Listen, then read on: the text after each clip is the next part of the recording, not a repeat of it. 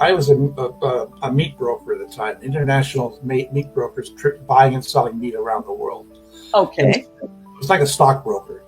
So Meat broker. I had phones in my ear all day long, and I come home and I'm just totally rattled. I needed, and my wife, I always loved stained glass. So my wife signed me up for stained glass classes at the local college. And I joined a craft guild out there, and I got inspiration. And I came up, and again, asked, how do I do it? Some voice came to me and said, start drawing. And I started drawing, and I came up with this angel Gabriel holding a trumpet. So then I went into another large jury craft show, and we did very well at that. And I was in 23 stores across Canada. We got up to 35,000 angels a year. Yeah, that is unbelievable. About $950,000 in sales. People would come in and just say how wonderful. Then people would come and tell us their angel stories. And this woman comes up to the booth, and she's looking at the booth. She says, "Oh, I have to have one of your angels." She said, "The angel saved my life." And she had been driving from Montreal to Ottawa, and at night the weather was kind of crappy, and she said she heard this horn honking. So she came up to a truck stop, and she pulled into the truck stop. The driver got up and he looked at her. He says, "Good thing you stopped, lady." She says, "Why?" She says, "Your back wheel's hanging off." Her back wheel was holding on with two nuts. Is all it was holding her back wheel on. My wife, she was my partner.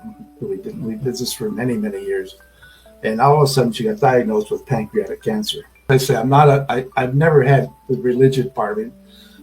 I believe in certain parts of it. I went through a series of problems. After my wife died, I made all kinds of stupid mistakes. After that, I'm driving, and all I want to do is pull over and go to sleep. Every time I'm going around a corner or something, I would come to correct myself on the road. This was going on. It's like 20 miles on this road. And next thing I know, I woke up. I'm in a hospital parking lot.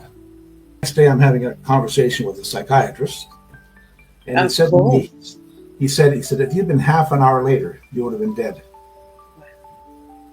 Wow. So how did I get there? My kids came over, and I'm looking for the bills. My wife used to do all the bills for the house, and I did all the bills for the business. And I can't find anything.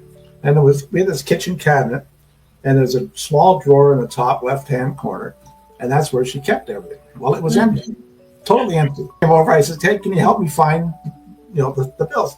"Oh, Dad, they're in the corner of the drawer." They both went over to this drawer, empty. And we looked all over the place for it. Anyhow, so I go to have a shower the next morning. I'm in the shower, and this vision kid, it'll be my wife, and she says, "The checks are in the top left-hand drawer of the cabinet." And then the flash, boom. So I finish my shower. I go downstairs. I open the drawer. It's full. Are you all the checks are there. All the bills are there. It's full. But the day before, it was empty. It was totally empty. So I go to work, and my daughter was working for me. She comes charging in, Dad. She says, "I was in the shower this morning. The mom came to me, and the checks were in the top left-hand drawer." I said, I already got them.